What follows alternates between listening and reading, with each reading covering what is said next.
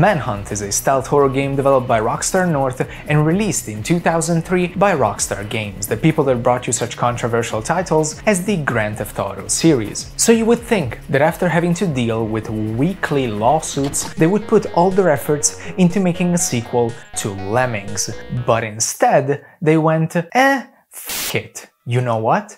We're going to make a game devoid of any humor, where your score is tied to how fast and violently you kill people, and we will have a naked pig man with a massive hanging schlong chase you around a decrepit mansion with a chainsaw. And a boardroom full of middle-aged white men in suits said, yeah, let's go with that. As you could imagine, it didn't go down well with your average church-going nuclear family. And remember, this was at the height of the let's blame anything that ever happens to our youth ever on video games. There is actually a lot of juicy details surrounding the aftermath of Manhunt's release, most of which is fake or heavily exaggerated, which is why I want to focus on the game itself. Because I remember playing it back in the day, and throughout the years I thought Manhunt fell into obscurity because of its controversial status. But having replayed it recently, the truth is that it's a kinda mediocre game that does not hold up. But wait, it is a weirdly fascinating one that definitely deserves its cult following, and also I'm mentioning this because I know that this game attracts a lot of weirdos, and I just want to state for the record that I don't think it's the worst thing ever, it's just that it's more fun to talk about it than it is to actually play it. So please don't kill me. But I also have to admit that Manhunt has a lot of social commentary about violence in media, although I personally think it's much more likely that their design philosophy was murder cool, me put murder in game. In Manhunt, you play as James Earl Cash, and we know that Jimmy right here is probably not a very good boy, since the game opens up with him about to be executed. But instead of embracing the eternal sleep, he is just sedated, and upon waking up, he's greeted by the voice of the director, who offers Cash a second chance at life, as long as he does exactly what the director wants. No, not that. What he wants is for Cash to kill people on camera, for an underground snuff film ring, which, now that I say it out loud, it doesn't sound much better. More specifically, to kill hunters, which the director has placed all over the city with the task of, well, hunting down Cash. So throughout the night, with no hesitation, Cash brutally murders a bunch of underpaid extras, using some of the most mind-numbing game mechanics of the early 2000s. Manhunt's gameplay is fairly straightforward. Kill man, hide in shadows, repeat for 8 to 10 hours. Putting this into perspective, this is a stealth game tried to compete with the likes of Hitman, Splinter Cell, and Metal Gear Solid. But let's face it, the reason for Manhunt's infamy and subsequent cult following is not for being repetitive, it's because of the main gameplay mechanic, the executions. Hey, if you enjoyed the video so far, consider subscribing for more, leave a like or a comment, it really helps out, and thank you for watching. After approaching a hunter from behind, you have the option to execute them. An indicator will appear above their head, which will change color the longer you wait. White, yellow, or red, each representing a type of execution: hasty, violent, or gruesome. With the idea being that the longer you wait, the more brutal and over the top the execution is. For the majority of the game, executions are the only way to deal with hunters, and once you see them, you begin to understand why it's a miracle that this has a sequel. Unlike many other video games that show graphic violence, Manhunt is not hyper-stylized. The way executions are presented is very clinical and raw. Regardless of the fact that you can almost count the polygons on screen, it's obvious that Rockstar tried to make these as realistic as possible. Each execution is basically a mini cutscene that rewards the player for sneaking up on an unsuspecting victim, but right at the climax, maybe not the best word to use here, the camera pulls away and shows you different angles and close-ups of Cash killing his victims, not only breaking the game's narrative about how Cash is being filmed through CCTV cameras, but also makes you feel detached from what is happening, as if you were actually watching an edited snuff film. To incentivize players to perform the more gruesome executions, they pulled every trick possible, from subtle ways like making the executions heavily tied into the score you receive at the end of each level, which allows you to unlock extra content, to forcing you to use a specific type of execution or you can progress the level. And just because you can very easily wall clip between areas, that doesn't make it a pacifist run. This ain't no Undertale.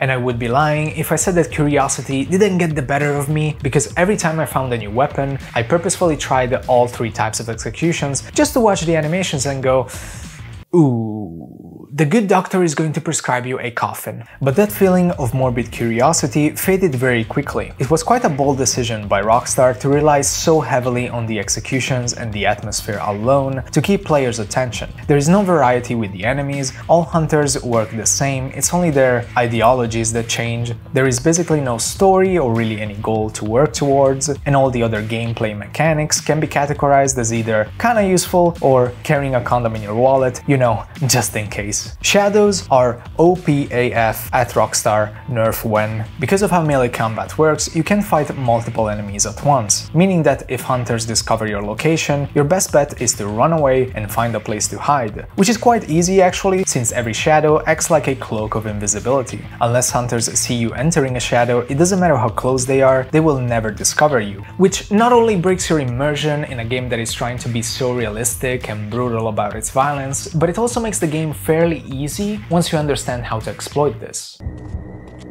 I know where you're hiding! I know where you're hiding!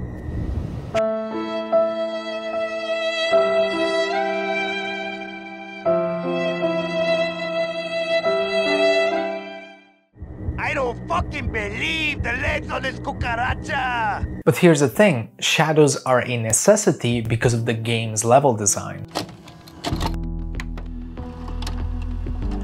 Manhunt is very linear. The level design is simple, straightforward, and full of narrow corridors. Trying to melee enemies every time you're discovered would make you rage quit faster than your average raid player in Apex Legends. And linearity is not the problem, but the way that most missions are structured, following the same blueprint of start at point A, go to point B, and then back to A again, to open path C. But guess what? There are more hunters on the way back, baby! And after a while, it gets really boring. The worst example of this is the level Fueled by Hate, where you gotta reach a hangar, pick up a gas can that makes you walk slower, bring that back to the beginning of the level to power up a crane that leads into the worst and only minigame in Manhunt. If it wasn't for the constant backtracking, the game would be at least a couple hours shorter, and the backtracking is not helped by the fact that visually a lot of the early levels blend in together, with very few areas that really stand out. Most are grim and dirty, which fits with the tone of Manhunt, but I still think they could have done more to make these areas memorable. With the limited gameplay mechanics and the fact that the enemy AI is so simple, there isn't much they can do in terms of difficulty, other than throwing an avalanche of hunters at you, or cheap tricks like hiding enemies behind the single door that you need to go through in order to continue the level. Your biggest enemy in Manhunt is being impatient. As long as you take your time and exploit the fact that Cash has the stamina of a Kenyan long-distance runner, you will get through it. Hot damn! I gotta quit smoking. The one thing that spices up gameplay is the introduction of guns, and by spices up I mean it's the equivalent of using wasabi instead of cheese when making lasagna. Oh mama. Every gun in Manhunt functions like most shotguns do in video games, where after about 5 meters, all your bullets disappear into an alternate dimension. What's also annoying is that you can't shoot until the getting out of cover animation finishes, and on the other hand, hunters are aimbots, meaning that even if they had no idea of where you were, they always end up shooting at least once before you can even fire. However, guns are still more efficient than trying to execute enemies one by one, so you will end up using them. I quickly wanted to mention that the game also tries to have boss fights, sort of, but not really. All of them except for Pig-Z end up running away and they seem terrified of Cash, which honestly, can't blame them.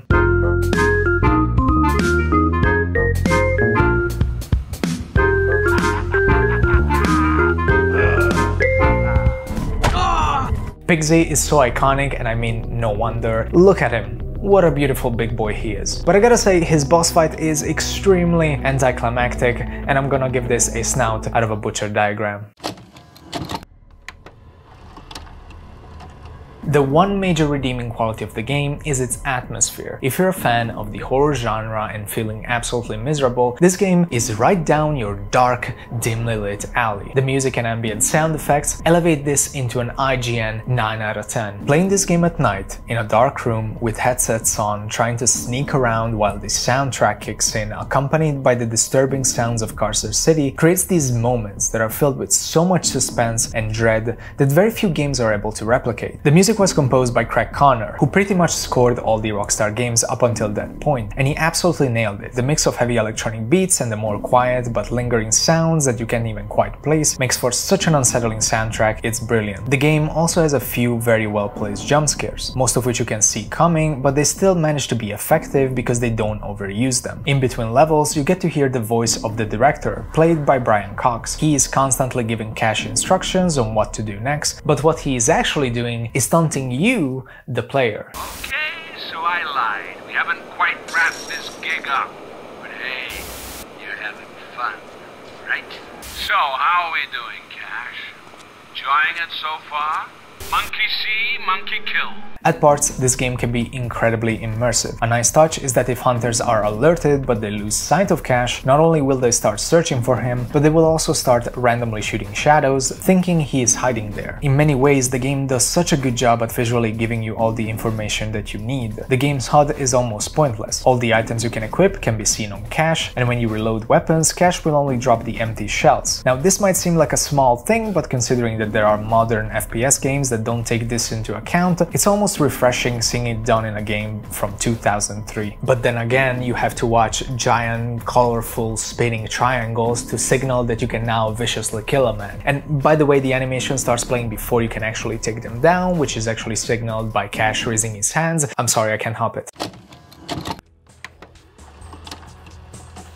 I left the story for last because honestly, there isn't much to it. In my intro, I talked about the opening cutscene, where we can also see a clip of a journalist intent on uncovering the truth behind a snuff film ring led by director Lionel Starkweather. The only thing she needs is a confession from Cash. And you think this is going to be the catalyst to kickstart the plot, but they don't pick this up until the very end of level 14. 14 out of 20. For most of the game, Cash is just killing people because some guy on an earpiece told him to. And he is a very interesting protagonist for this sort of game, because usually video game protagonists tend to be either empty vessels through which the player is able to experience the world, or they tend to have inherently likable traits and or flaws that the majority of people can empathize with. James Earl Cash is neither of these. Never at any point there is any sort of moral redemption arc with him. And to be fair, it would probably not fit with the themes of Manhunt, but this makes it really hard to empathize with Cash and his position, especially since in the beginning he doesn't even attempt to escape. And it's not like he's in a Saw-style torture chamber either, he's in the streets of a metropolis. Like, bro, where are the people at? Frankly, I'm still confused on whether they even wanted you to care about Cash, because in level 7 your objective is to save his family.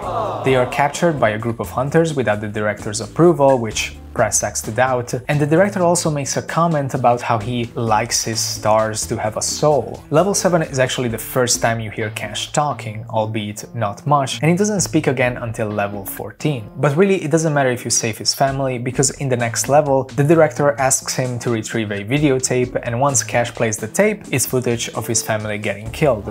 And okay, he smashes the TV, but I'm pretty sure he's more pissed about letting a woman drive than watching his family get murdered. Once the journalist and Cash are united, nothing really happens. Like, Cash swears revenge on Starkweather, and he goes and gets his revenge. Starkweather's last words are, "Cash, I made you." This would have been such a powerful sentence if the game didn't open up with the implication that Cash is already a monster, and if maybe we would have seen some character development. But as is, there is no character in this game you can really latch on to or care about, so the line "I made you" and this entire murderous journey unfortunately just sort of falls flat for me. I didn't even talk about the tramp, did I? When it comes to violence in video games, I personally feel like there's a very thin line between games where the ultra-violence is a stylistic choice to propel forward the story and gameplay, and games that utilize violence for shock value. But despite all the outrage that the likes of GTA and Manhunt received, it did nothing to change the course of the industry. I find it very disingenuous how nowadays there are more and more games that try to pull off a hypocritical violence bad message. People know that violence is bad. This is why in video games, just like in movies and novels, you need to create a setting in which the violence is either justified or where you don't take it seriously because of the tone, or maybe come up with engaging gameplay that does not involve violence. If anything, video games are way more responsible for fetishes than they are for violent behavior, but thankfully, mainstream media has not figured that out yet.